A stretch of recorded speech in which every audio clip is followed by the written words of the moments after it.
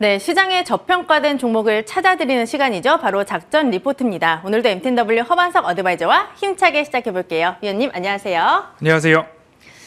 오늘 날씨가 또 굉장히 안 좋은데 네, 위원님의 그렇습니다. 종목은 잘 갑니다. 종목 AS를 한번 진행을 해볼게요. 네. 지난 금요일에도 한번 다뤘었는데 고려 아연이 있습니다. 한번 네. AS 해주시죠. 차트를 좀 업데이트를 했습니다. 네. 어디가 업데이트가 되었느냐? 네. 모든 추세선과 저점의 동그라미는 그대로인데 뒤에 있는 이 배경만 바뀌었습니다. 지난주에는 그러네요. 여기까지 올라간 상태에서 ES를 했습니다. 이게 네. 주봉 차트입니다. 근데 오늘 이제 하나그룹의 유상증자와 증설에 대한 이슈 때문에 추가적인 상승이 좀 나오고 있습니다. 그래서 금요일 날 말씀드렸듯이 우리는 차트상 저위험 구간에 매수를 꾸준하게 노력하고 있는 것이 허반석의 작전 리포트입니다. 모든 종목들을 차트상 저위험 구간에 합격을 해야 1차적으로 분석을 하기 시작을 하고요. 두 번째로 재무적 모멘텀, 이 기업의 이익은 성장하는가, 이 부분 합격을 한다면 끝으로 가시적 모멘텀, 이 기업이 앞으로 미래 먹거리는 어떻게 살펴가고 있는가, 이 부분까지 온다면 수급과 그 이외의 공시들까지 챙겨보면서 어디까지 장기적으로 갈 수 있을까, 이 부분 참고해 보시면 좋을 텐데요. 고려 아연 같은 경우에 꾸준하게 말씀을 좀 드렸습니다. 유럽에서 비철금속, 재련 수수료, 에너지가 부족한데 얼마나 또 강하게 그 산업이 발전할 수 있을 것인가. 머리도 감지 말라. 그리고 이산화탄소 배출, 그리고 전력난, 석탄을 떼야 한다라는 이야기가 있어서 비철금속 관련된 재련 쪽으로는 앞으로 수혜가 조금 더 이어질 것 같다라는 말씀까지 드렸으니까요. 고려 아연은 최소한 적어도 현 구간의 되돌림 자리까지 1차 목표가를 한 60만 원 제가 말씀을 좀 드렸었는데 그 구간까지는 수급이 끊이지 않는 한 추가적으로 보셔도 좋겠다라는 말씀 드리면서 보유자분들께서는 수익 축하드립니다. 네, 지금 보니까 수익률이 정말 어마어마한데 그 다음 종목도 기대가 돼요. 다음 종목이 LS죠. 네. 네, LS도 AS 해주시죠. LS 같은 경우에는 제가 공개 방송을 할 때 종목 이야기를 딱 한 가지 말씀을 드렸습니다. LS, 이 종목 딱 한 가지를 좀 말씀을 드렸었는데요. LS도 보겠습니다. 차트상 저위험 구간, 추세선, 오버슈팅 라인까지 동일하고요. 저점 구간의 동그라미도 동일합니다. 그런데 주봉상 저점이 맞아 떨어졌기 때문에 이 구간에서는 하방이 아무리 떨어진다 하더라도 코로나 팬데믹 구간까지는 가지 않을 것이다. 왜냐? 지난 2015년도 구간에도 저 구간에서는 V자 반등이 나왔었기 때문에 이 구간에 대한 하방 경직은 있을 것이다 라는 말씀을 드렸고요. 현재도 저점에서부터 주봉상 중기까지는 많이 올라왔습니다. 그러면 최소한 중기 되돌림 자리까지는 보유를 이어가시자라는 말씀을 좀 드리고 싶고요. 가장 핵심적인 요소 중에 하나로는 결국엔 LS, 니코, 동재련, 일본 법인으로부터의 지분 인수를 하게 되면 9월부터는 그러니까 이제 4분기 실적이 발표되는 내년 성적표에는 어마어마한 매출과 영업이익이 100% 연결 자회사가 되기 때문에 그 안에서 새로 발생되는 캐파 그리고 외형 성장에 대한 모습들이 좀 뚜렷하게 발생을 할 수 있기 때문에 가급적 중장기적 관점으로 좀 바라보시면 어떨까라는 말씀드리면서 LS는 꾸준히 가지고 가시자라는 이야기로 AS 진행하도록 하겠습니다. 오늘 종목 AS를 해보고 나니까 오늘 할 종목이 더 기대가 돼요. 네. 오늘 종목도 좋겠죠. 늘 이렇게 AS를 하고 나면 네.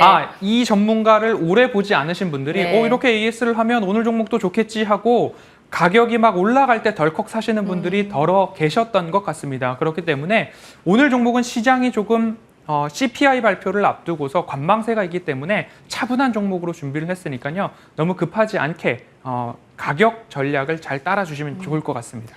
네, 흥분할 뻔했는데 차분하게 좀 종목을 봐야 되겠네요. 살펴볼게요. 제목이 든든한 배당과 과도한 주가 조정. 오랜만에 또 배당주가 나왔나 봐요. 그렇습니다. 살펴보겠습니다.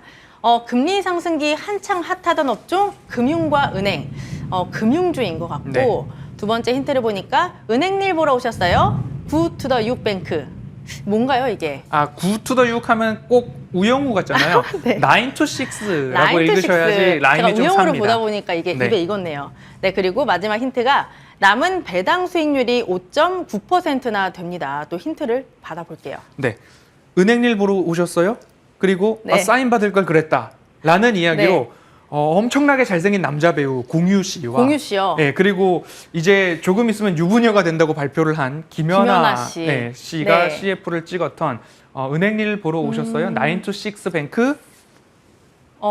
혹시 그 5번 출구로 올라올 때 굉장히 광고를 네, 많이 맞습니다. 하고 있는 그 회사 같아요. 네. KB 금융입니다. 오랜만에 또 배당주, 금융주를 보니까 반가운데 뭐 이번에 실적은 좋았지만 하반기에는 좀 안 좋을 거란 얘기가 있었어요. 이 종목을 가져오신 이유를 설명해 주시죠. 이미 앞서서 금융주를 한 차례 다룰 때에 그런 말씀을 드렸습니다. 1분기가 사상 최대 실적이기 때문에 2분기는 직전 분기 대비 QOQ 기준으로 하면 다 마이너스가 나올 것입니다. 1분기 사상 최대 실적이었기 때문에 그래서 은행주를 좀 차곡차곡 기다렸다가 주가 조정이 나오자 가지고 왔고요. 그리고 분기 배당을 시행하고 있기 때문에 남은 3분기와 기말 배당을 합치면 시가 배당률로 5.9%가량의 배당 수익률이 아직 남아있다라는 점들을 참고해 보시면 좋을 것 같습니다. 여러 우려가 있습니다. 경기 둔화, 그리고 금리 상승, 신용 불안에 대한 것들 때문에 정부에서는 선제적으로 충당금을 쌓아라, 금융 안정도를 높여라 라는 이야기가 나오고 있기 때문에 이런 모습들까지도 한번 살펴보셔야 될 것 같습니다. 2분기 실적은 시장 기대치를 그래도 상회를 했습니다. 4분기 4대 금융지주사라고 한다면 KB, 신한, 하나, 우리금융, 그리고 카카오뱅크까지 한다면 당기순이익이 4조 4,965억 원으로 전년 동기 대비 7.2%의 성장, 시장 예상치는 6에서 6.5% 성장할 것으로 예상을 했으나 7%가 넘는 성장을 좀 보였습니다. 금리 상승기이기 때문에 순이자 마진이 높아지고 있어서 이자 부분의 수익 관련된 모습이 예상치를 상회했다라고 보시면 좋을 것 같고요. 영업 외 수익도 좀 증가를 하고 있는 모습입니다. 그렇기 때문에 은행업, 금융주에 있어서 과도한 우려가 아닌가, 그리고 그 과도한 우려 때문에 주가도 과도한 조정을 받은 것이 아닌가. 사실 이익 체력은 그래도 긍정적인 모습을 이어가고 있는데 라고 한번 살펴보아야 할 때다라는 말씀을 드리고 싶습니다.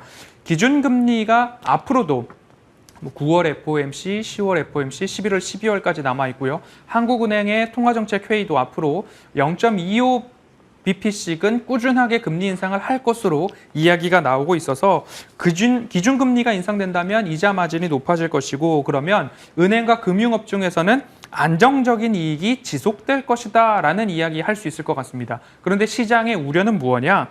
대출 성장 둔화 가능성이 있습니다. 총 대출 규모가 줄어드니까 이자가 전체적인 규모에서 줄어드는 것 아니냐라는 우려겠죠. 그리고 신용 불량이 발생하면 이 부분에 있어서도 리스크가 있는 것 아닌가라는 이야기입니다. 하지만 4분기부터 주식담보대출보다도 주택담보대출이 신규 입주 물량이 4분기부터 좀 발생을 할 예정입니다. 그러면 새로운 대출이 실행될 가능성 높아지고 있고요. 그에 따라서 전체적인 규모 면에서는 역성장보다는 현상 유지 또는 소폭 플러스가 나올 수 있다라는 점을 감안했을 때 견조한 이익은 지속될 수 있겠다라고 좀 보시면 좋겠습니다. 2분기 당기순이익은 1조 3,080억 원으로 전년 동기 대비 8% 성장을 했지만 직전 분기 대비 10.7% 감소했고요.